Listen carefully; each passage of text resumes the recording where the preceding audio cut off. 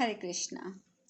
संजय जी कहते हैं, महाराज, जब नारायण अस्त्र शांत हो गया, कौरवों की सेना में भगदड़ मच गई।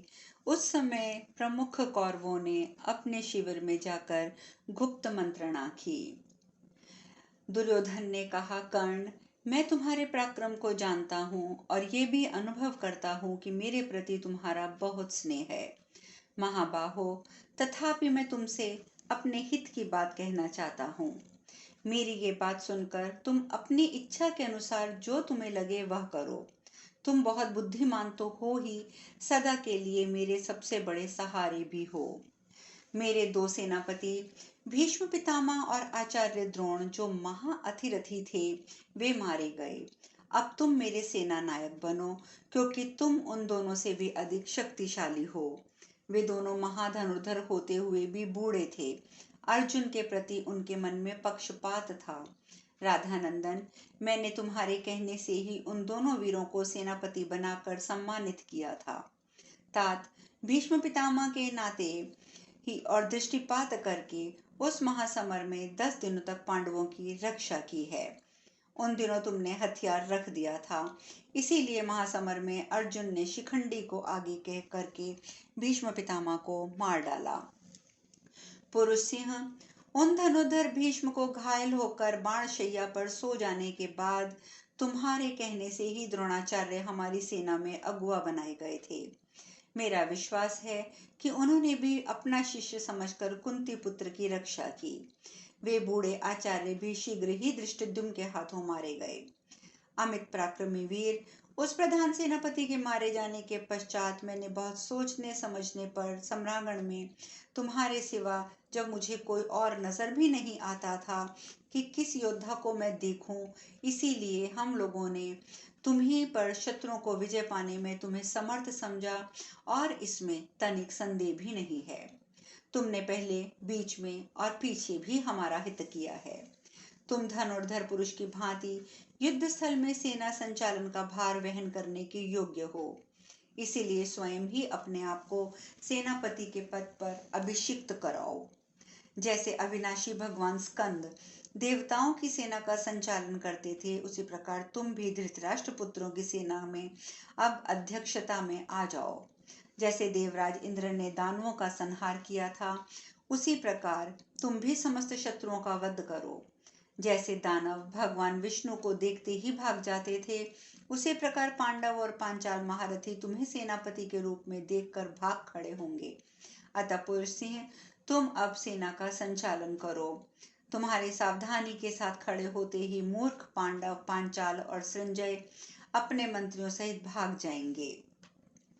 संजय कहते हैं, राजन, आपके पुत्र के मन में जो ये प्रबल आशा हो रही थी भीष्म और द्रोण के मारे जाने पर कर्ण पांडवों को जीत लेगा, वही आशा मन में लेकर उसने उस समय कर्ण से कहा, सूत पुत्र, अर्जुन तुम्हारे सामने खड़े होकर कभी युद्ध नहीं करना चाहते हैं।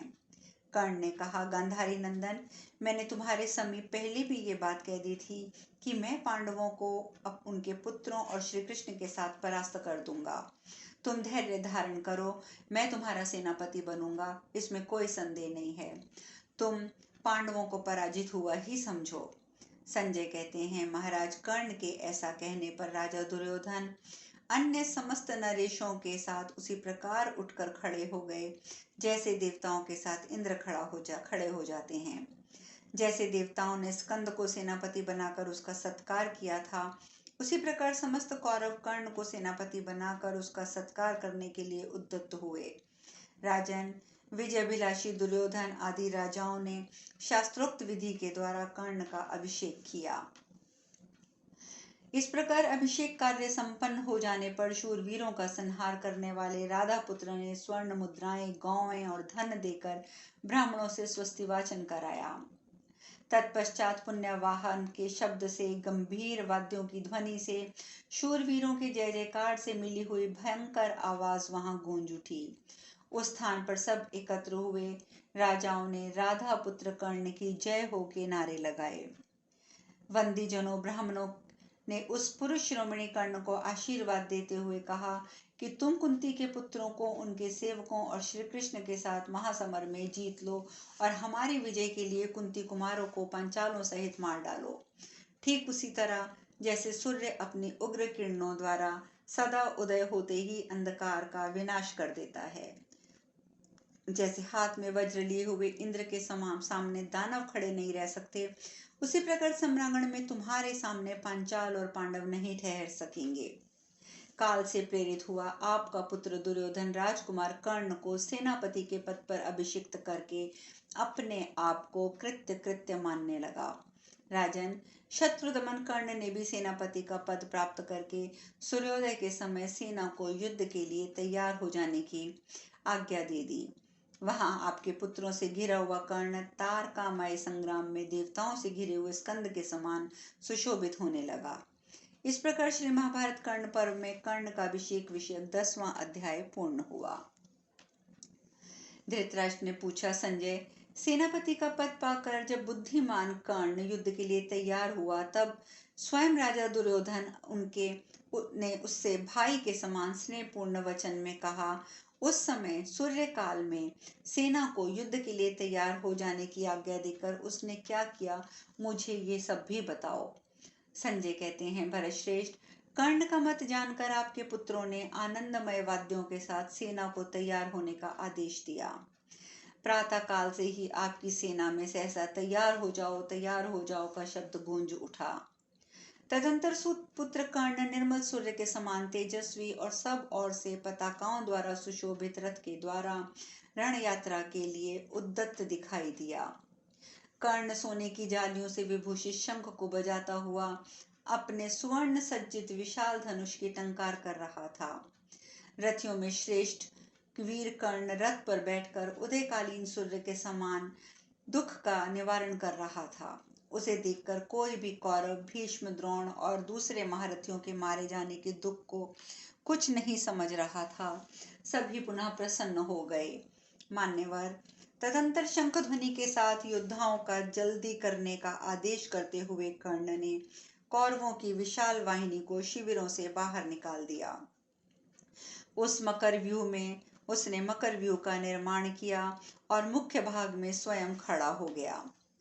उस मकर व्यूह के बाएं पैर में नारायणी सेना के रणदुर्दम गोपालों के साथ कृतवर्मा खड़ा हो गया।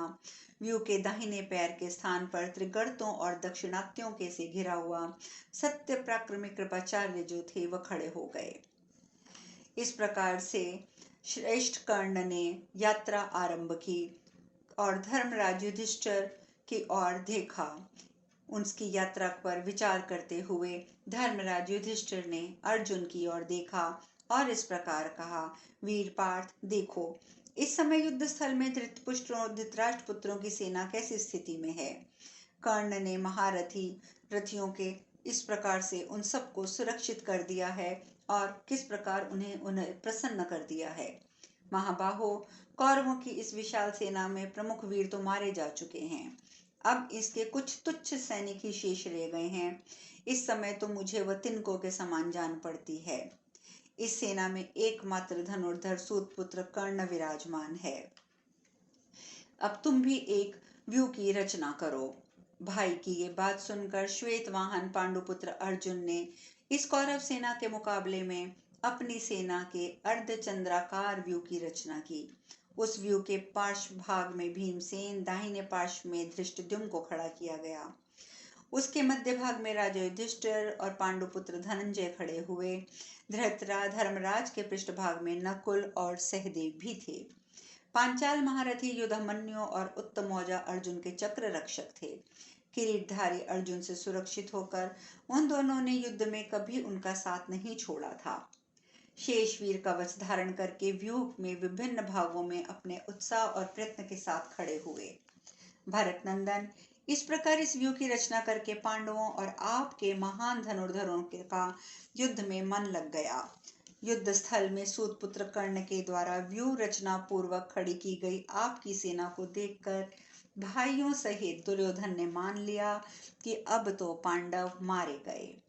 उसी प्रकार पांडव सेना का व्यूह देखकर राजा युधिष्ठिर ने भी कर्ण सहित आपके पुत्रों को मारा गया समझ लिया। तदंतर दोनों सेनाओं में चारों ओर से महान शब्द करने वाले शंख, भीरी, दुर्दुम्बी बज उठे। नगाड़े पीटे जाने लगे, साथ ही विजय की अभिलाषा रखने वाले शूरवीरों का सिंहनाद भी होने लगा। जनेश्वर, घोड़ों के हींसने, हाथियों के चिंघाड़ने और रथियों के घरघरा के युद्ध करने से शब्द प्रकट होने लगे। व्यू के मुख्य द्वार पर कवच धारण किए महाधनुधर कर्ण को देखकर कोई भी सैनिक द्रोणाचार्य के मारे जाने का दुख अनुभव नहीं कर रहा था। दोनों सेनाएं हर्षोत्साह से प्रफुल्ल थीं। वहां रोष में भरकर सावधानी से खड़े हुए कर्ण और पांडव अपनी अपनी सेना में विचर रहे थे। सेनाएं परस्पर नृत्य करती हुई आपस में भिड़ गईं। तदंतर एक दूसरे पर आघात करने वाले मनुष्य, हाथी, घोड़ों और रथों का वह महान युद्ध पुनः आरंभ हो गया। इस प्रकार कर्ण पर्व में व्यूह निर्माण विषय 11वां अध्याय पूर्ण हुआ। संजय जी कहते हैं, राजन, दोनों सेनाओं के हाथी, मनुष्य, घोड़े सभी प्रसन्न थे।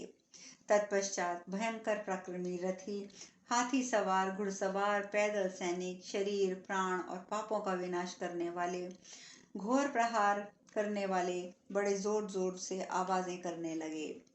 मनुष्यों में सिंह के समान पराक्रमी वीरों ने विपक्षी पुरुष सिंहों के मस्तकों को काट काट कर उनके द्वारा धरती को पाट दिया। अर्धचंद्र, भल, शूरप, खड्ड, पट्टेश्वर फरसों के द्वारा योद्धाओं के मस्तक कटने लगे। हष्ट पुष्ट लंबी लंबी भुजाएं वीरों की, हष्ट पुष्ट और लंबी लंबी बाहें अन्य अनेक योद्धाओं की कट कट कर पृथ्वी पर गिरने लगी। वे भुजाएं आयुधों और अंगदों सहित शोभा पा रही थी। जिनके तलवे और उंगलियां लाल रंग की थी, उन तड़पती हुई भुजाओं से रणभूमि की वैसी ही शोभा हो रही थी, मानो वहां गरुड़ के गिराए हुए भयंकर पंचमुख सर्प छटपटा रहे हों।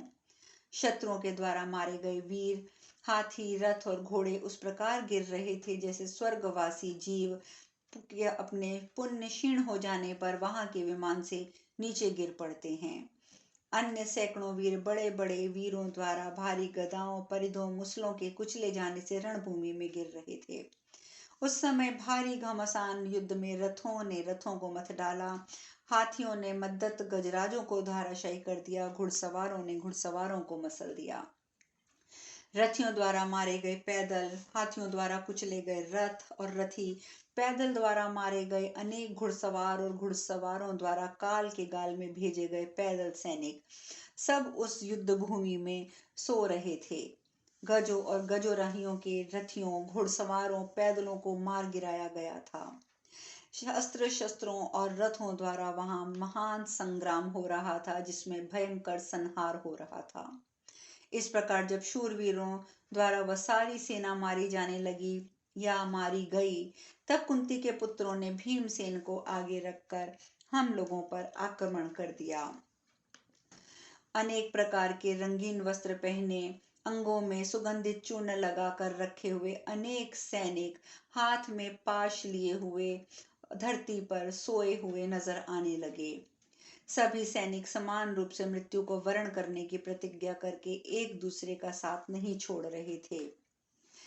रथ, घोड़े, हाथी सभी उत्तम कोटि के थे। पैदल सैनिक भी बहुत भयंकर थे। नाना प्रकार के बाजे बजाते हुए हर्ष के साथ नाचते, कूदते, हंसते हुए सब युद्ध में मतवाले हाथियों के समान झूम रहे थे। उस अत्यंत भयंकर गजराज और युद्ध स्थल में खड़े अन्य लोगों के भीमसेन, जो गजराज के समान लगते थे, अपने सैनिकों के साथ आगे बढ़ते हुए आपकी सेना का विनाश करने लगे। उस समय सुंदर मुकुटाभूषणों से विभूषित हो, हाथ में तोमर लिए, शरत काल के मध्याह्न सूर्य के समान प्रकाशित होने वाले भीमसेन अपने तेज से शत्रुओं को दग्ध करने लगे। उनके उस हाथी को दूर से देखकर हाथी पर बैठे हुए महामनस्वी भीमसेन को ललकारते हुए उस पर आपकी सेना ने भी धावा किया। जैसे वृक्षों से भरे हुए दो पर्वत टकराते हैं, उसी प्रकार दोनों सेनाओं में युद्ध होने लगा। अब शेष कथा कल। हरे कृष्णा।